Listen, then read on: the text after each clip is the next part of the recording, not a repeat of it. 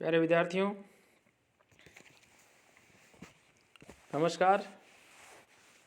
आप सभी का हार्दिक अभिनंदन है, स्वागत है। आज हम नीति शतकम है उसके विषय सामग्री के विषय में हम चर्चा करेंगे। नीति शतकम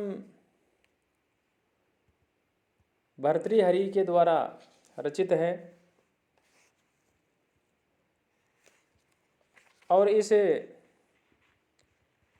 नीति शतकम की यदि हम चर्चा करें तो नीति शतकम एक मुक्तक काव्य है। मुक्तक काव्य में यहाँ लोक व्यवहार जो है उसके लिए उपयोगी और नीति से संबंधित उपदेश जो है वो इसमें दिए गए हैं। आपको मुक्तक काव्य के संदर्भ में थोड़ा सा ये समझना होगा कि आखिरकार ये होता क्या है।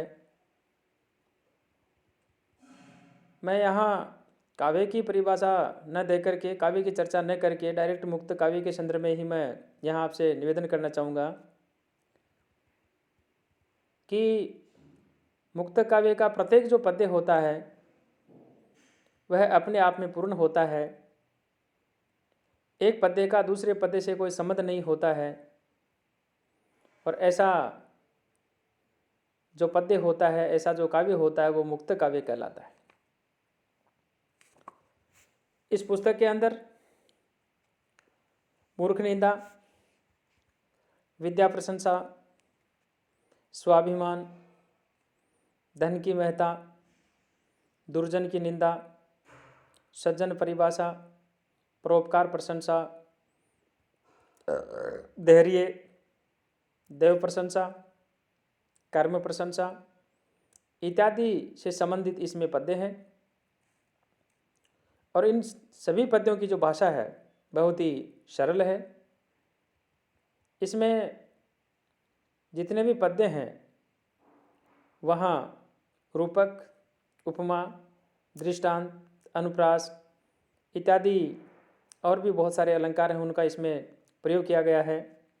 इनके अलावा जो छंद हैं यथास्थान आपको, जैसे मालिनी छंद है, आपको वसंत तिल का छंद है, शार्दुल विकड़ी छंद है, उपजाति छंद है, ऐसे छंद जो है उनका भी आपको इसमें जो है प्रयोग मिलता है।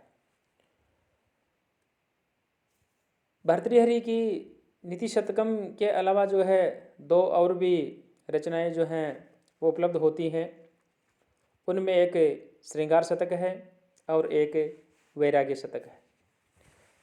इनका नाम जो है, नाम से ही आपको यह मालूम चल रहा है कि श्रृंगार जो शतक है इसमें नारी के रूप सौंदर्य, जो विभ्रम विलास और विभिन्न जो ऋतुओं के जो मादक वातावरण है उनका मनोहर जो वर्णन है वो इस पुस्तक के अंदर देखने को मिलता है।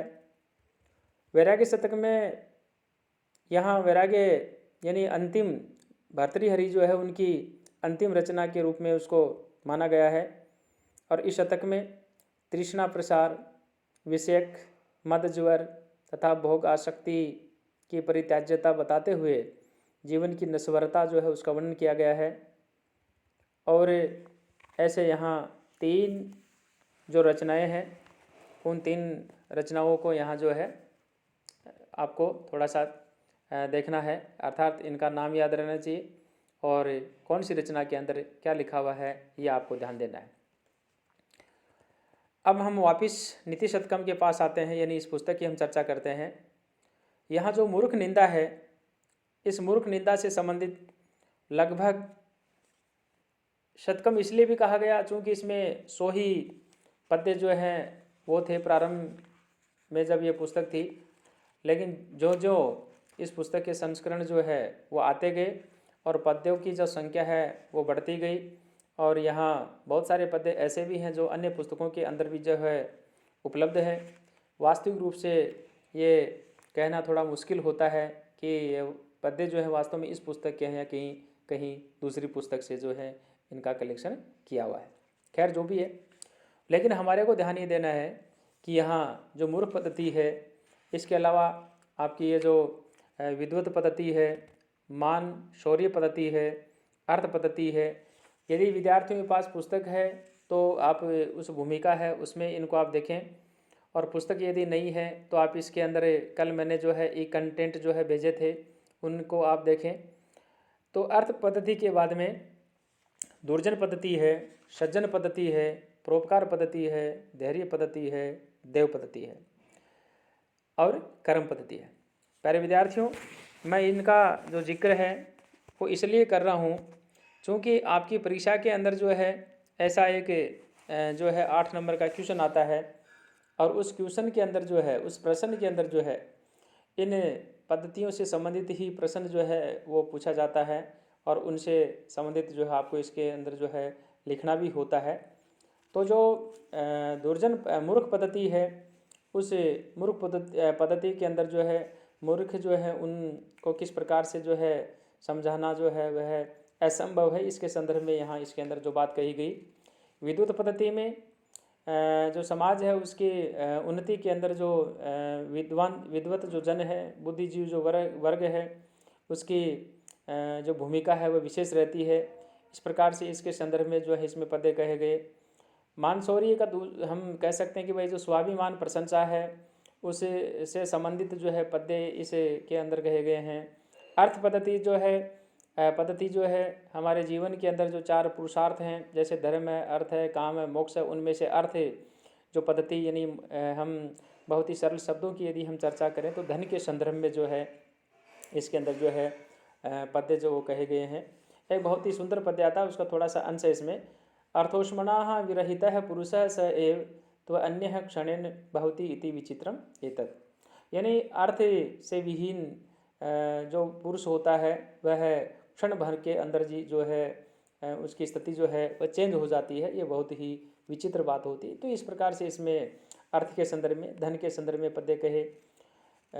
दुर्जन पद्धति के अंदर जो हमारे सत्य रज तमो गुण जो है उनके अंदर तमोगुण प्रधान जो व्यक्ति है उसका किस प्रकार का स्वभाव होता है, उस स्वभाव के अंदर जो है क्या क्या उसकी जो है मानसिकता रहती है उसके संदर्भ में कहा गया है। जैसे निर्दयता है, बिना कारण के झगड़ा करना है, दूसरे के धन के प्रति लालची होने की जो प्रवृत्ति है, सज्जन व्यक्ति उनसे ईर्ष्या करना है, आदि आदि बहुत सारी बातें इसके अंदर जो हो कही गई हैं। ठीक इसी प्रकार से जो परोपकार पद्धति है उसके अंदर भी जो है इनसे यानी परोपकार से संबंधित जो बातें वो इसमें कही गई हैं। परोपकार में जो आत्मिक जो संतोष है वह परोपकारी व्यक्ति जो होता है उसको संतोष प्रदान करता है, और करुणापूर्ण सज्जन जो होते हैं उनकी शोभा परोपकार से ही होती है। इस प्रकार की बातें इसके अंदर कही गई है। धैर्य पद्धति जो है यहाँ प्रारंभ के अंदर ही जो है हाथी इत्यादि का उदाहरण देकर के यहाँ पर धैर्य के संदर्भ में जो समझाया गया है। और जो दृढ़ निश्चय जो व्यक्ति होते हैं वो भय, लोभ इत्यादि जो विकार होते हैं उनसे जो है प्रभावित होकर कभी अपना जो लक्ष्य होता है उसको वो छोड़ते नहीं हैं। और ये लगभग पद्यों के अंदर एक लास्ट में पंक्ति आती है, न्यायात पथः है पर विचलंती पदम न धीराः। ये पंक्ति जो है उन पद्यों के अंत में प्राय अपने को देखने को मिलेगी जहाँ हम अध्ययन करेंगे। देव पद्धति में यहाँ जो पुरुषार्थ है उसका ही उपदेश देते हुए यहाँ जो भाग्य है उस भाग्य की प्रबलता है उसको स्वीकार किया गया है कि व्यक्ति भले ही कितनी ही मेहनत क्यों न कर ले, भाग्य के अंदर जो लिखा हुआ होता है उसको उतना ही प्राप्त होता है। और भले ही वो कितने संकट के अंदर पड़ा हुआ क्यों न हो, जो उसके भाग्य के अंदर लिखा हुआ होता है वो उसको प्राप्त होता ही है। तो इस प्रकार से देव का मतलब यहाँ भाग्य से भी है, तो भाग्य के संदर्भ में, देव पद्धति के संदर्भ में इसमें पद्य कहे। कर्म पद्धति में भाग्य जो है उसकी अपरिहार्यता को जानते हुए भी हमें जो है कर्म की उपासना करनी चाहिए। आज हम जो कर्म है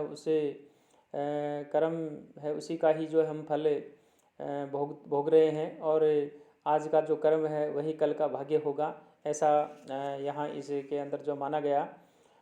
और नीति शास्त्र और अर्थ और जो धर्म है इनके संदर्भ में भी यहाँ इसके अंदर जो है बहुत सारी बातें जो है वो कही गई हैं।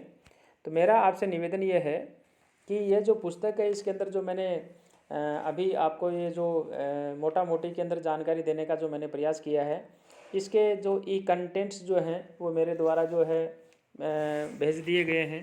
तो आप सभी विद्यार्थियों से निवेदन है कि कृपया आप उन जो ई कंटेंट्स हैं उनको आप देखें, उनको आप पढ़ें, उनको आप समझें, और उसके बाद में जो पद्य हैं उनकी हम जो है शुरुआत करेंगे। अब आने वाला जो हमारा वीडियो होगा वह अब पद्यों से ही संबंधित होगा। तो अब अगला जो वीडियो हम पद्य से संबंधित करेंगे, ये एक नीति शतकम जो पुस्तक है उसका एक सामान्य परिचय था। यहाँ आपके पाठ्यक्रम के अंदर जो पुस्तकें हैं उनमें ये बहुत ही सरल पुस्तक है और बहुत ही सुंदर ढंग से इसको जो है समझाया गया है। तो हम जब इन पद्यों का हम अध्ययन करेंगे उस समय हम आपसे पुनः जो है मिलेंगे, पुनः हम आपसे जो है चर्चा करेंगे। और तब तक के लिए सभी विद्यार्थी हैं उनसे मैं ये कहना चाहूँगा कि आप जो है ये कंटेंट्स उनको आप पढ़ें।